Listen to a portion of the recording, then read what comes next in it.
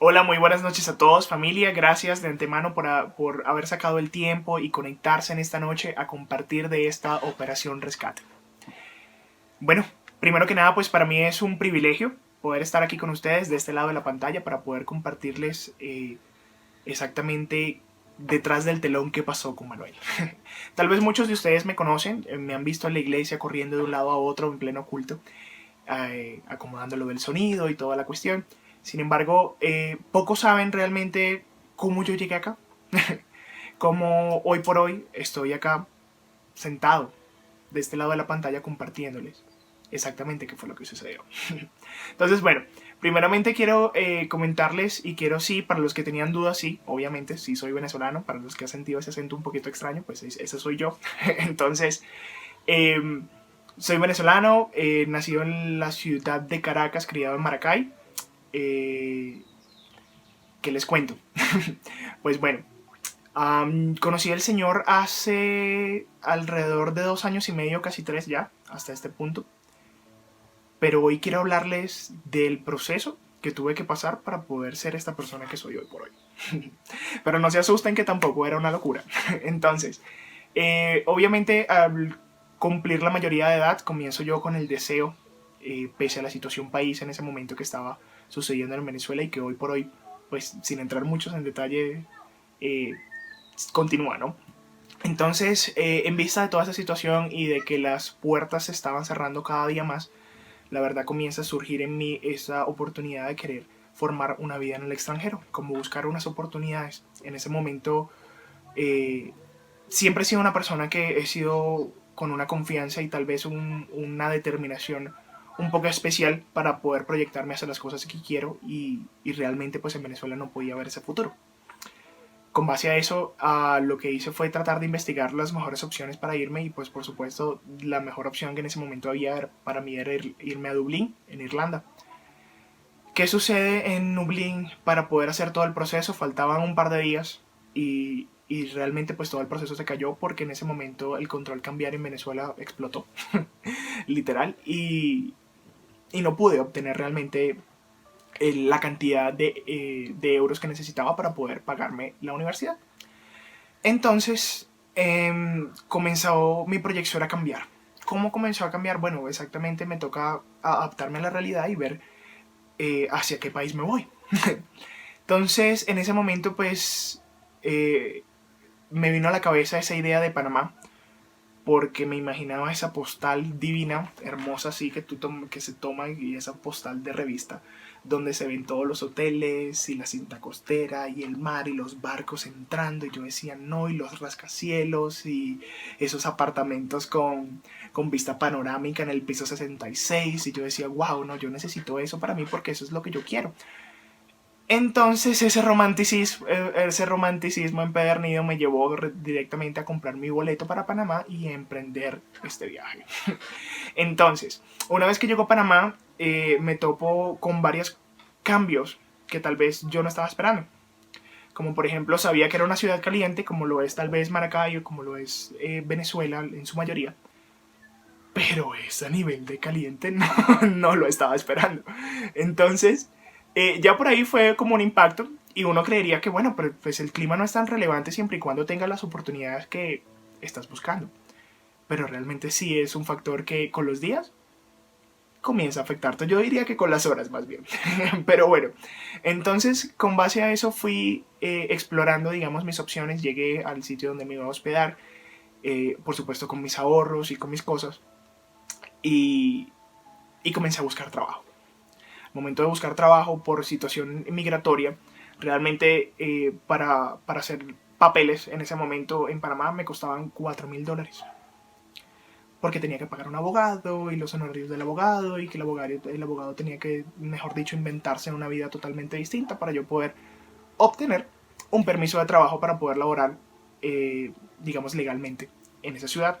Entonces, en vista de que realmente no, o sea, primero no tenía los $4,000 y en segundo, pues, tenía la mitad, pero esa mitad también incluía digamos, los costos para poder mantenerme mientras tanto. Entonces, Eso me obligó a tratar de conseguir trabajos informales. Y ustedes se imaginarán, pues bueno, si eso no le toca a cualquiera, pues sí, claro que sí, nos toca a todos. A todos los que hemos emigrado del país, y no estoy hablando solamente de los venezolanos, sino a aquellos que han tenido la oportunidad de poder hacerlo y que no tienen un estatus migratorio al país donde llegan, les toca de esa manera. Pero entonces, bueno, ¿qué tan molesto podría ser? Pues resulta y pasa que en Panamá hay una cosa, la institución de migración es una institución muy fuerte. Y por eso era un país que en este momento, digamos que, y en ese momento también lo era una potencia económica para Latinoamérica, pues por supuesto comenzaban a tomar medidas como las de Estados Unidos, que llegaban migración y entraban y cogían a las personas que estaban ilegales y las deportaban o les colocaban una multa y así un montón de cosas. Pues uno cree que realmente eso no pasa en las películas, ¿cierto? Y eso solamente pasa en las películas, pero también pasa en la vida real, les cuento.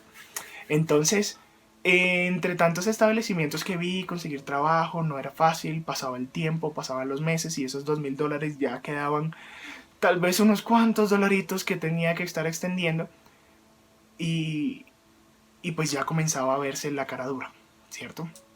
Obviamente pues 18 añitos recién cumplidos enfrentándome a ese mundo. Eh, Nunca tuve miedo, pero sí estuve siempre muy preocupado. Estuve en la búsqueda de empleos, siempre me salieron empleos informales, vendiendo cosas por la calle, es como de buhonero. Yo siempre pensaba que si me viera a mi mamá iba a ser una cuestión terrible. Pero pues era lo que menos me preocupaba porque más allá de todos los prejuicios y de lo que uno se proyecta, en esa situación uno solamente piensa pues tengo que salir adelante con lo que tengo y pues si me toca vender chicles, hermano, pues me toco. Con base a eso pues seguí en eso, seguí en ese camino. Logré mantenerme, pero pues era algo estándar. Entre tanto pasó, pues ya se me iba a vencer la estadía como turista en Panamá y yo tenía que salir de Panamá y volver a entrar. Pero ¿cómo? ¿Cómo voy a salir yo de Panamá si generalmente no tenía ni para el bus? Porque alcanzaba básicamente a pagar donde bebía y la comida. Entonces, ¿qué comía? Número uno, comía algo que hoy por hoy lo veo y yo, bueno, lo bendigo porque me salvó la vida, pero la verdad más nunca quisiera comerlo, que son esas sopas Maruchan, que son los fideitos con el saborizado sintético. Cuando me iba bien, hacía combinados. Ay, no, hoy de verdad, hoy fue un día genial, entonces hoy me voy a hacer de carne y pollo. Pero mentira, no había carne y pollo, era una bolsita saborizada que tú le echabas a la sopa y te lo comías con eso. Costaba 25 centavos de dólar cada uno. Y pues, obviamente era muchísimo más barato desayunar y cenar eso porque el almuerzo me lo pasaba de largo porque pues estaba trabajando. Y obviamente yo, ¿cómo iba a llevarme una coca yo con esas cosas? Entonces, por supuesto, eso nunca pasó. Eh, Siempre he sido gordito y en ese momento pues bajé un montón de peso, bajé casi 30 kilos, 35 kilos bajé, para ser exactos, lo cual fue súper bueno. Pero entonces, entre tanto proceso, pero no era como lo que el resultado que yo esperaba, y lograba mantenerme. Y ya los temas con migración ya eran un poco más complicados con el tiempo. Ya se me había vencido la estadía y ya estaba literalmente ilegal. No era que solamente trabajaba ilegal, sino que el simple hecho de yo estar en territorio panameño ya era ilegal porque ya había vencido la estadía. Entonces, para bien o para mal, digamos mi experiencia física es un poco particular. Entonces, pues a mí me veían de pronto por allá al tote, monito, y me veía obviamente el policía o el oficial de migración y él sabía que yo no era de allá y siempre me paraban y siempre me terminaban problemas. Siempre estuve que correr de un lado a otro. De hecho, una de las historias que más me parece chistosa hoy por hoy, pero una de las cosas que me tocó hacer es que yo trabajé en el Hotel Hilton y en el Hotel Hilton llegó migración a hacer una auditoría de empleados que estaban legales y pues bueno, Manuel no estaba legal y le tocó salir corriendo. Una vez que salí corriendo, pues el Hilton en Panamá está en toda la cinta costera, entonces tú cruzas una avenida inmensa y ya está el mar. Y pues bueno, Manuel, ¿para dónde iba a correr? Pues para el mar. Y se lanzó. Y no es como una playa donde que, ay, te metes y las olitas, no, eso es mar abierto. Pero bueno, ahí es donde me sirvió pues ser buen nadador.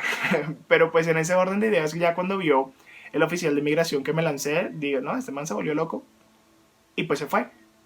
Y pues yo pude realmente salir de ahí y pues perdí billetera, perdí un montón de cosas.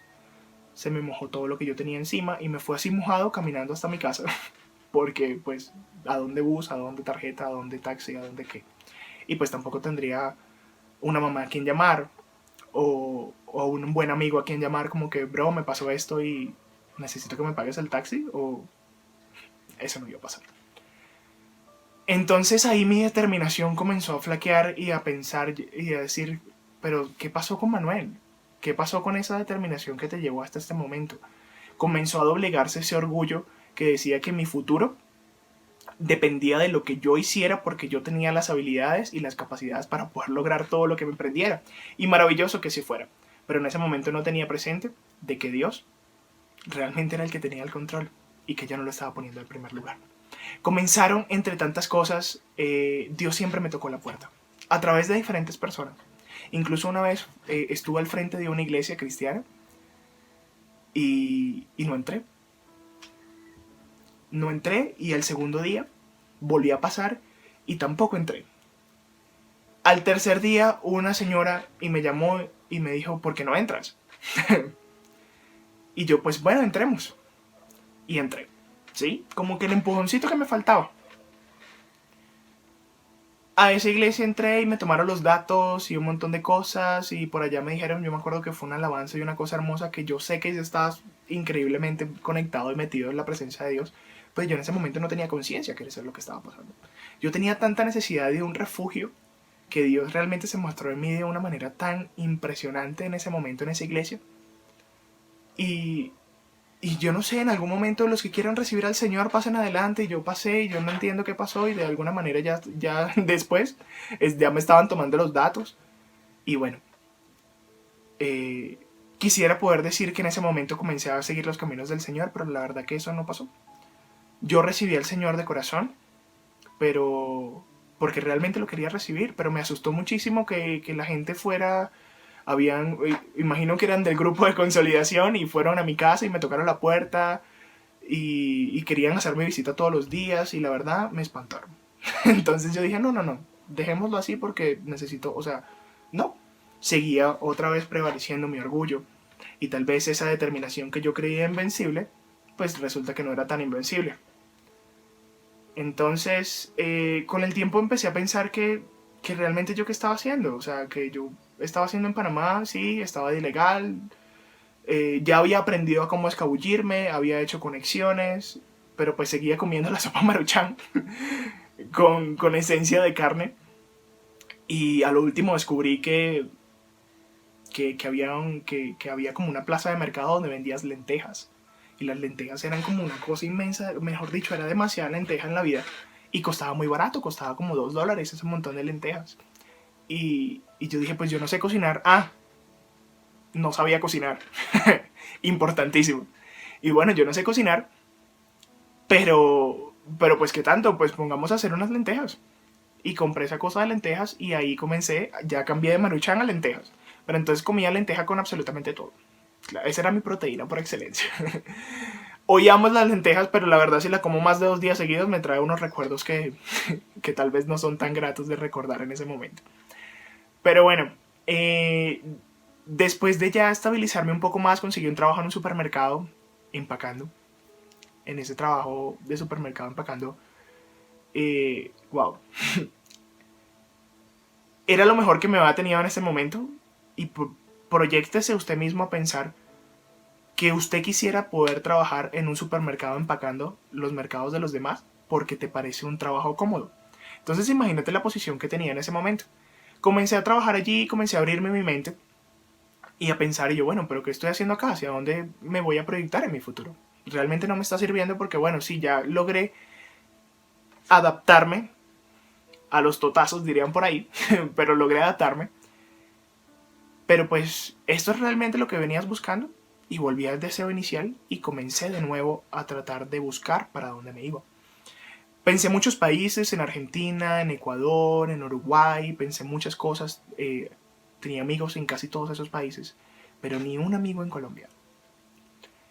Y comencé a ver me comenzó a llamar la atención el tema del control cambiario en referencia de dólar a pesos colombianos. Y yo dije, bueno, o sea, yo no puedo irme para Argentina porque el pasaje cuesta $1000, más de $1000 lo que yo voy a necesitar para poder hacerlo. El cambio no me favorecía tanto en ese momento del peso argentino al dólar, entonces no me va a dar.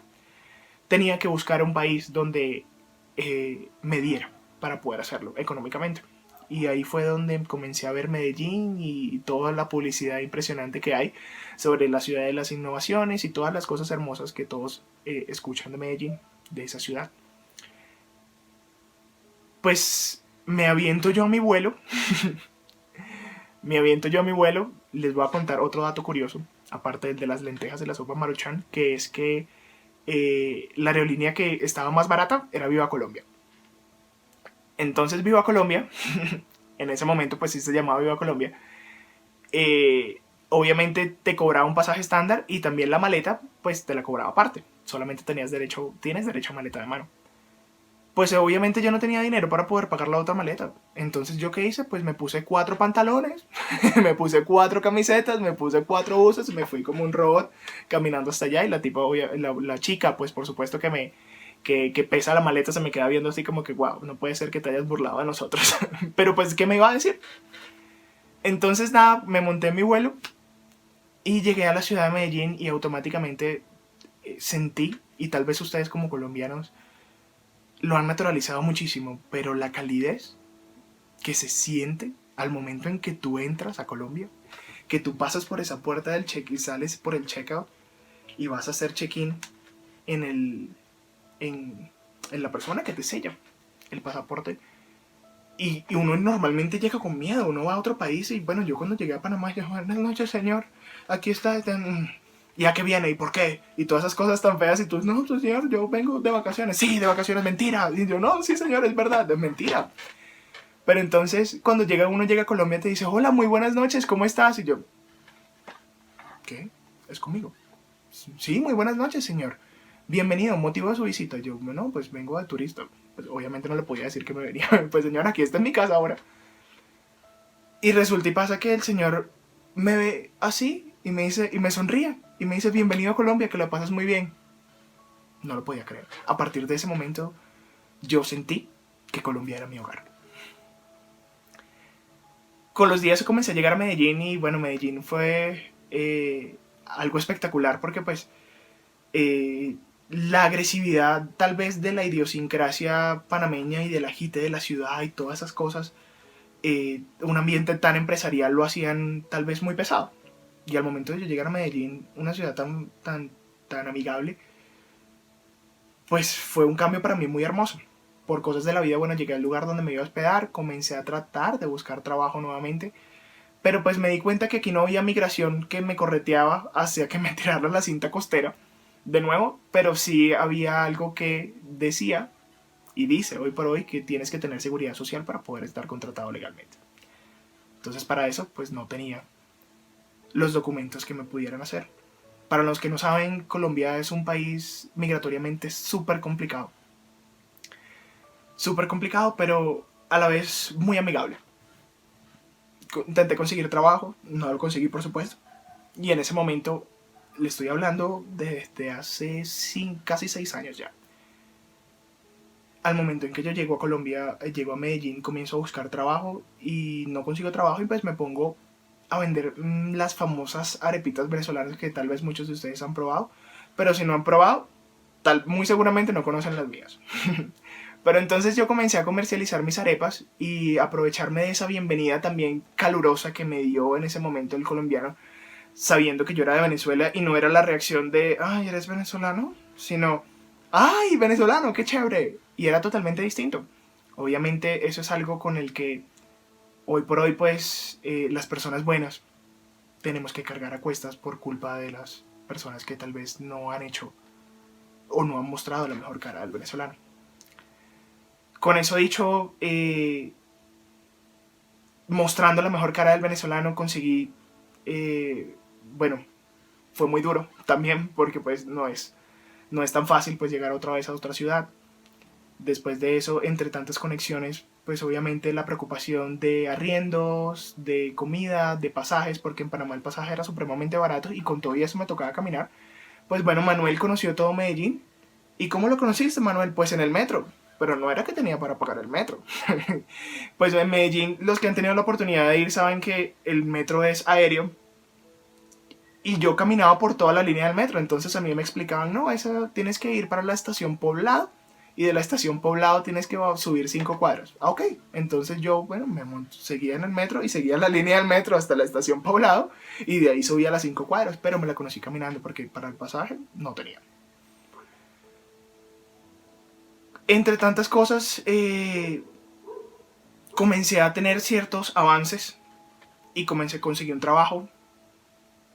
Después de ese trabajo en un restaurante que fue maravilloso, conseguí otro trabajo en otro mejor restaurante, sin importar que estuviera papeles porque ya tenía referencia, ya las personas me conocían, conocían mi trabajo, conocían mi actitud frente a las cosas. Entonces conseguí trabajo en otro restaurante, el cual me llevó a tener una vida un poco más estable. Pero en ese momento ya yo, la estabilidad no era todo, ¿sabes? Porque comencé a pensar, bueno, listo, ya estoy estable, pero yo sentía en mi corazón que faltaba algo más en mi vida. Sentía en mi corazón que faltaba algo más y que cargaba con algo terrible que no sabía realmente qué era. Por ser venezolano, por temas de cultura y de la regularidad de cómo se manejan las cosas en cuanto a religiones, pues en Venezuela uno tiende a normalizar esas cosas del, pues tal vez la santería, la brujería y todas esas cosas, pues por otras personas que inmigraron también, se hizo bastante común. Entonces yo, de cierta manera, no quiero entrar mucho en detalles tampoco, pero de cierta manera también estuve involucrado, directa e indirectamente, en ese tipo de ambientes. Y yo no sabía que yo cargaba con todo ese tipo de cosas. Porque cuando uno está en el mundo, y las personas que han estado en el mundo saben que cuando uno está en el mundo uno dice, pero ¿qué? Normal. ¿Cuál es el problema? O sea, es que eso es normal, es que la gente lo hace. ¿Cuál es el problema que yo me vaya el viernes a rumbear? Si yo me lo merezco, qué semana tan larga, y así un montón de cosas que la gente normaliza. Y pues esa era mi vida, normal. Ya tenía una estabilidad. Si me quería tomar, ay, que no, que salía con los compañeros del trabajo, que si no sé qué, que si no sé cuál. Y comencé a tener esa vida de, tal vez de joven, que como muchos jóvenes en este momento, pues lo hacen, pues imagínate, salir a discotecas, a cosas, pues yo siempre supe que no encajaba en ese lugar. Pero de igual manera lo hacía porque pues finalmente eso era lo que se veía que era normal. Y esa es la importancia de dejar naturalizar las cosas. Ya les voy a contar otra incidencia. Resulta que este pechito se la pasaba en discotecas con un montón de gente que nunca encajó, pero ni siquiera sabe bailar. Entonces, era chistoso porque yo sabía dentro de mi ser que yo no encajaba en este tipo de cosas. Yo decía, pero ¿por qué? O sea, yo quiero hacerlo, pero que quiero hacer algo distinto, pero realmente a lo que estoy llevando no es a lo que realmente yo quiero, no es la proyección que yo tuve inicial. Y nunca, y ese es el trasfondo también, o parte de la misión de este mensaje, es dejarte saber que tus sueños nunca pueden pasar a segundo plano, sin importar las circunstancias. Que en algún punto puede que en orden de prioridades pasen de prioridad, pero siempre que sean una prioridad para que lo logres. En ese orden de ideas llegué, casualmente, la persona que me hospedaba era un apartamento estudiantil, y esa persona que se encargaba de arrendar los apartamentos y todo eso, perdón, las habitaciones, imagínate que era la amiga de Sammy desde pequeña que se criaron casi juntos. Entonces, comenzamos a tener con Sandra una amistad bastante bonita, bastante significativa, porque tal vez no éramos como los mejores amigos que nos contábamos todo, pero siempre fuimos un apoyo, el uno para el otro. Por cuestiones de la vida yo realmente continúo con mi camino. Ese camino pues dentro del mismo mundo que hoy por hoy es supernatural. El restaurante, mis compañeros de trabajo, la locura los viernes, los sábados, sí, lo normal, supuestamente, ¿no? Entre tantas cosas, vuelvo a tomar contacto con Sammy. y comenzamos a hablar. Y Sammy comienza a contarme del Señor de una manera muy, muy sutil. Tan sutil que yo no me estaba dando cuenta que lo que estaba haciendo era tratando de evangelizarme. Pero entonces, entre tantas cosas comenzaron a surgir sentimientos por nosotros, por supuesto. Pero pues por la sabiduría de Sandra y el conocimiento de Sandra en ese momento, sabía que pues no podía estar con alguien que estuviera alejado de los caminos del Señor, y menos semejante loco. Pues tal vez no era tan loco, pero pues en vista de nuestros ojos, pues sabemos que sí. Entonces, entre tantas cosas, llegué a Bogotá. En Bogotá me di la oportunidad, tuve unos días de trabajo, vine para Bogotá, tenía que hacer una vuelta de migración, un montón de cosas que normalmente se hacen, y llegué acá. Sandra me invitó al culto, me dijo, bueno, de hecho no me invitó, me dijo como que yo voy a ir y tú verás. ¿Sí? Y yo sencillamente pues me paré y me fui. Algo que me costó mucho porque, pues, o sea, ¿por qué tenía que ser tan temprano? Pensaba yo en ese momento. O sea, yo todo el tiempo madrugaba, todo el tiempo estaba trabajando, y esos eran los supuestamente días libres que me había ganado por tanto trabajo. Y yo decía, pero ¿por qué no podemos ir a la misa de las 6 y ya? Pero resulta que pues no funcionaba de esa manera. Eso lo entendí unas horas después. Una vez que yo llegué a la iglesia, recuerdo muchísimo que era el pastor Jorge el que tenía que dar la palabra. Y la palabra fue: nunca más volverás a ser el mismo. Y en ese momento pensé cómo una palabra puede, puede declarar en la vida de la persona que nunca más vas a poder hacer el mismo. Y comenzaron a surgir argumentos en mi cabeza, pero hubo algo dentro de mí que sé que fue mi espíritu con hambre de Dios. Comenzó a darme la paz y la tranquilidad para poder yo recibir el mensaje. Recibí ese mensaje y me fui, y no dejaba de pensarlo. Terminé, al cabo de un par de horas ya venía siendo ya la hora de poder regresar a Medellín, a mi casa, y regresar a mi vida habitual. Pero nunca más volverás a ser el mismo, sonaba en mi cabeza y en mi cabeza y en mi cabeza. Y recuerdo que doña Araceli me regaló una Biblia. Y la pastora me la firmó.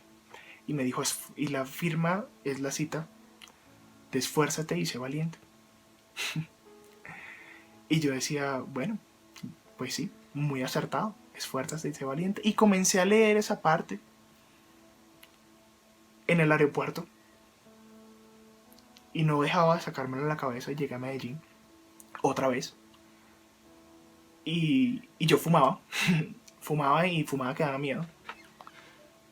Mi excusa era la supuesta ansiedad y no, los problemas y la cosa. Y sí tenía un montón de problemas, pero por favor.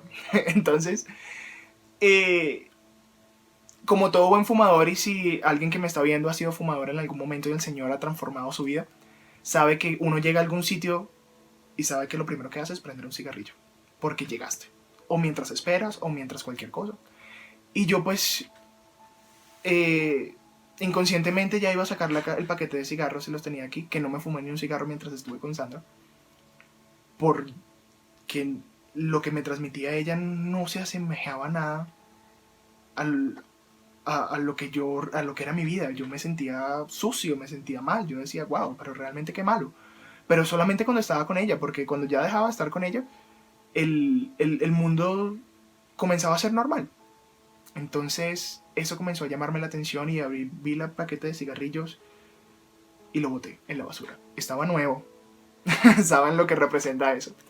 Y lo boté, y pues sí, acepté y dije, nunca más voy a volver a ser el mismo. Y comencé yo, pues si esto es lo que yo quiero hacer, y es el camino que realmente yo voy a tomar, y es lo que Dios me está hablando, pues lo voy a hacer. Y comencé a tener días de días, días de días. Días en que yo decía, pero me despertaba y me despertaba y era lo mismo. Entonces, no, yo sí me voy a fumar un cigarrillo, que no sé qué, y prendí un cigarrillo, no, sí me lo voy a fumar. Y después lo tiraba, y yo decía, pero ¿por qué? O sea, ¿por qué lo hice? Ya no me gustaba, ya no me satisfacía. Pero tenía la necesidad de poder fumar, entonces era muy extraño. Y yo me molestaba, yo decía, no, pero que Dios nada, ¿por qué? Qué pereza. De verdad que yo no sé en qué estoy pintado yo, ellos, eso es allá en Bogotá, pero aquí en Medellín normal. Y me montaba yo en el taxi, me subía yo en el taxi, y yo, hola, buenas tardes señor, por favor me lleva, y el del taxi me decía, buenas tardes hijo, sonríe porque Dios te ama, y yo así, pero ¿y usted qué? O sea, ¿usted me está leyendo la mente o qué?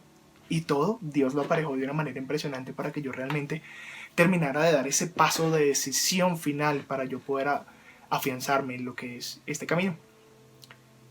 Y decidí realmente dejar todo. Todo se refiere a absolutamente todo, y para uno cambiar en un mismo ambiente pues es muy difícil. Entonces yo tomé la decisión más por lo que se estaba naciendo en la relación de Sandra y yo. Eh, También sentía que veía un cambio, que necesitaba un cambio en mi vida, y decidí venirme para Bogotá. Y yo, bueno, decidí afianzarme en la iglesia, decidí venir, decidir todo. Sandra, yo llegaba, recuerdo que yo llegaba de las noches tan cansado, a las 11, 11 y media de la noche, cansado de estar en un restaurante volteando todo el día desde las 9 de la mañana hasta las 11 de la noche. Y me acuerdo que yo llamaba a Sammy para que habláramos, y ella me salía que con el cuadernito del discipulado, y yo, ay Dios, no puedo. Pero todas esas cosas me reiteraban que tenía que esforzarme y ser valiente. Al momento en que yo llegué aquí a Bogotá, pues tampoco conseguir trabajo fue tan fácil. Fue difícil porque entonces en Medellín ya en el transcurso de que estaba en el Medellín en el restaurante, pues ya había conseguido papeles. Cuando yo llego a Bogotá, yo digo, pues tengo papeles, ya no importa, yo puedo llegar a trabajar en cualquier ciudad, y pues puedo trabajar en otro restaurante acá. Pero entonces ya decía, pero pues ya no puedo trabajar los domingos porque es que tengo que ir a la iglesia y primero el Señor. Pero entonces resulta que ningún restaurante te va a aceptar. No, señor, pues no trabaja el domingo porque vaya a la iglesia. Mentira. Eso no pasaba. Porque los domingos son el día de más trabajo. Entonces, al menos en los restaurantes donde me han llamado. Entonces, fue una odisea. Tuve muchos trabajos, tuve personas que me ayudaron. De verdad que fueron una bendición en mi vida, que me apoyaron también. Pues por supuesto, obviamente, toda la familia de Sammy. Ella misma, hermanos también de la iglesia. Y todo fue fluyendo poco a poco, pero no dejaba de ser duro. Yo decía, wow, pero pues ahora estoy en Medellín, y ahí es donde Dios volvió a probar mi fe, ahora que ya yo estaba acá. Y, y ya yo estaba en Medellín y estaba en el mundo y estaba todo y tenía todo, pues sentía que me faltaba algo, pero pues físicamente tenía todo lo que uno necesitaba para poder vivir. Las comodidades, a lo que yo de pronto me había proyectado un poquito. Y volví a Bogotá y me metí pues a la iglesia y todo, y comencé a cambiar de vida y dejé de fumar y todas esas cosas que yo traía de pronto, que me tomaba unas cervezas el fin de semana y el cigarrillo y todas esas cosas. Yo, al momento en que de verdad decidí estar en el Señor, yo, ay, que no, que poco a poco. Para mí no, para mí fue total y completamente radical, tan radical como montarse en un vuelo e irse a otro país. De esa manera fue que yo lo hice todo. Pues no lo hago más y no lo hago más, y me costó un montón, pero yo sabía que no podía estar jugando a tonterías, porque si yo estaba en esto y ya. Y o estaba o no estaba. Y ese siempre ha sido mi criterio. O estoy o no estoy. Pero en el medio, realmente no. Y sabemos todos ya lo que dice la palabra de Dios por ese aspecto. Pero el tema acá es que conseguir trabajo fue bastante difícil aquí en Bogotá, porque aparte me pedían el título de bachiller. Y yo, pues por supuesto soy bachiller, pero el título de bachiller no está apostillado y obviamente no es válido acá en Colombia. Entonces no me dan empleo por eso. Entre tantas cosas, fueron días muy duros, fueron meses muy duros. Gracias a Dios, con el apoyo de todos, pues logré salir adelante. Y me recuerdo que nuestra amada pastora me llamó un día, muy amablemente en la mañana, a regañarme que porque no había llevado la hoja de vida al sitio donde ella me había hecho. Realmente no lo había hecho. ¿Por qué? Porque tal vez ya estaba como decayendo un poquito, ya estaba un poco triste con todas las circunstancias. Incluso habíamos tocado el tema con Sammy, que tal vez me tenía que devolver a Medellín. Y la pastora me regañó. Me regañó de esa manera tan peculiar, con que ella lo hace con todo ese amor. Y ese es el jalón de orejas que uno realmente necesita. Por eso, si estás viendo esto, te amo. De verdad, gracias. Pero entonces, llegué a hacer la entrevista. Era un call center bilingüe, todas las cosas. Me hicieron las pruebas. Mejor dicho, eso fue como... El proceso de selección fue tardío, fueron como 2 semanas. Literalmente yo me sentía como en busca de la felicidad, literal. El último día, pues, ya me tocaba firmar, ya tenía que firmar contrato, era lo único que me faltaba. Entonces me dijeron, bueno, la semana que viene te llamamos para poder firmar contrato. Y yo, no, qué bendición, de verdad. Gracias Dios, que no sé qué. Y bueno, yo llegué a mi casa, normal, le conté a Sam y todos contentos. Bueno, hay que esperar a firmar contrato. Y estaba contento, pero pues todavía estaba asustado porque mientras no haya nada firmado, pues no había nada. Y al día siguiente me llega un correo diciendo, pues Manuel, gracias, pero te estaremos llamando. O sea que se había caído todo, que definitivamente no, que algo no había pasado. Y yo decidí, definitivamente, no creer en eso. Y comencé a declarar la palabra de Dios y todo lo que no hacía. En ese momento, en ese tiempo oraba con la pastora por la mañana, antes de orar con la alabanza, oraba con la pastora. Y comencé a quebrantar y a decir y a reclamar esas promesas que todos los domingos muy juiciosamente alzábamos la Biblia, y si usted lo dejaba de hacer, hermano, no lo deje de hacer. Alce la Biblia y diga todo lo que nos decía. Yo soy lo que tu palabra dice que soy. Que seré cabeza y no cola, que estaré por encima y no por abajo, que seré amo y no siervo, porque esas son promesas y son promesas que nosotros reclamamos. Y yo las reclamé, a pesar de que me había llegado ese correo. Y el día que estaba pautada la firma del contrato, yo me fui. Yo me fui. Y yo llevé todos los papeles como me habían explicado para la firma del contrato, a pesar de que me había llegado ese correo. Y firmé contrato. Y ya después que había firmado contrato le dije como al psicólogo, como que, oye, mira, imagínate que, o sea, no es por nada, pero ya firmé, pero mira lo que pasó. A mí me llegó este correo y me dijeron, no, ¿cómo así? Es que no sé qué fue lo que pasó. Eso debió haber sido un error del sistema. Pero bienvenido. Y ahí pensé yo, ¿qué pasa cuando el enemigo viene y se interpone en eso? ¿Cuántas cosas hemos dejado nosotros a la mitad en el primer intento? ¿Cuántas cosas intentamos y a la primera que salga mal decimos, no, pues ya ahí no es, ya dejemos eso así porque ya lo que se perdió y pues tocará seguir buscando otro porque es que así me tocó y taca, taca, taca, taca, taca, taca? Yo le creí a Dios. Y yo no sé si el correo fue realmente aposta o fue un error del sistema, pero Dios me amparó. Y Dios tomó el control de la situación y pude firmar contrato. Hoy por hoy estoy en otra empresa con muchísimas mejores comunidades laborales. Es una multinacional. Gracias a Dios, de verdad, se ha visto el reflejo, no solamente en mí, sino en mi familia y en las personas que me rodean, el fruto de todas estas cosas. Y esto es lo que quería compartirles yo. Que así como Jesús le dijo a Pablo que tirara la red,